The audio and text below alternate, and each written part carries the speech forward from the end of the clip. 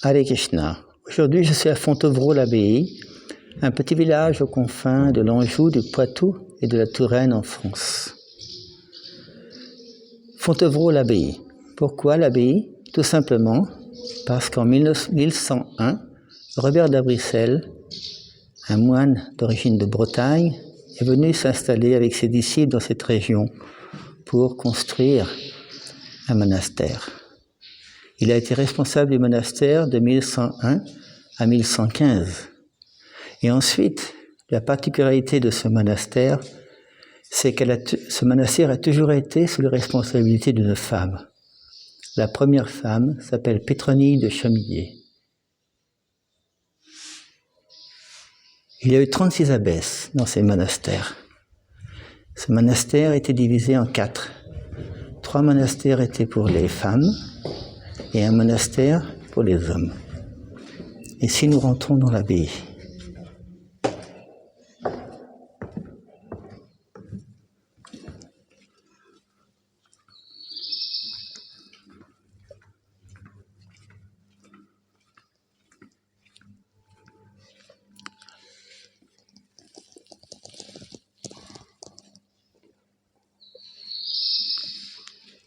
bien entendu, on voit que cette abbaye n'est pas maintenant utilisée comme un endroit religieux. Mais l'art est très très beau. Différentes personnalités ont été inhumées dans cette abbaye.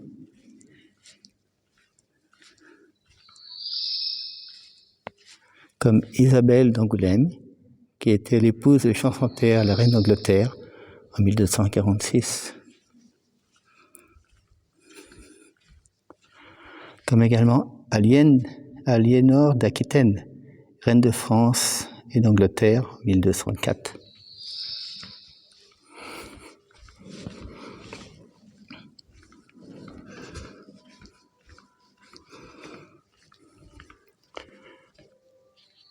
De même, Henri II Plantagenet, roi d'Angleterre. Également Richard Cœur de Lion, roi d'Angleterre. Pourquoi cette abbaye maintenant n'est plus en activité?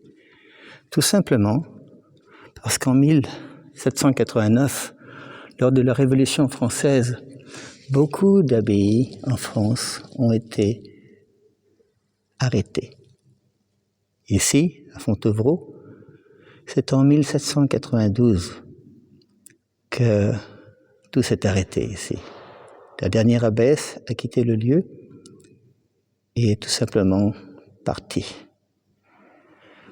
Dans cette abbaye, il y avait jusqu'à 700 moines et moniales qui pouvaient habiter ensemble. C'est très très grand.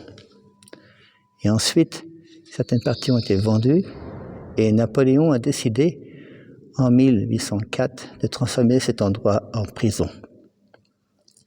Je n'ai pas le temps de vous faire visiter les grands bâtiments qui sont autour de cette abbaye qui est centrale. Cette prison pouvait avoir jusqu'à 2000 personnes en même temps. Et en 1963, ce lieu a été arrêté d'être utilisé comme une prison, a été transformé en centre culturel. Nous voyons ici que ce lieu peut servir de salle de spectacle dans l'abbaye. Maintenant ici, nous faisons des mariages, des séminaires, des réunions. Nous avons même un hôtel et des différents restaurants qui sont dans le parc, qui sont autour.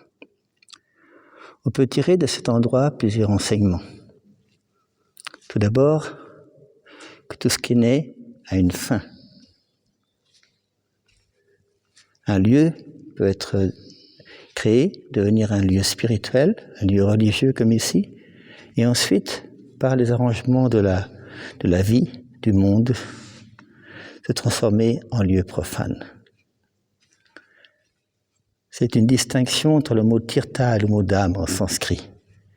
Tirtha veut dire un lieu saint, qui avant était profane, et quand il aura une fin, il peut redevenir un lieu ordinaire. Tandis qu'un Dham, le lieu saint, comme Vrindavan ou Mayapur en Inde, sont directement le monde spirituel. C'est pour ça que Srila Prabhupada mettait l'importance sur le fait de maintenir ces lieux de Vrindavan et de Mayapur pour qu'on puisse toujours profiter de cette association spécifique dévotionnelle qui s'y trouve. Un autre enseignement qu'on peut tirer de cette monastère, c'est que l'être humain, il a besoin de Dieu. L'être humain, il a besoin de s'élever spirituellement. L'être humain, il a besoin de lieux de rencontre avec Dieu, de lieux de solitude. Ici, les moines et les moniales qui étaient ici, pendant 6 heures, priaient le Seigneur. De la même manière que dans des ashrams en Inde, on se dédie à la vie spirituelle par des prières, des chants, des adorations. Également ici, on se prépare à être en communion avec Dieu. Bonne réflexion. Hare Krishna.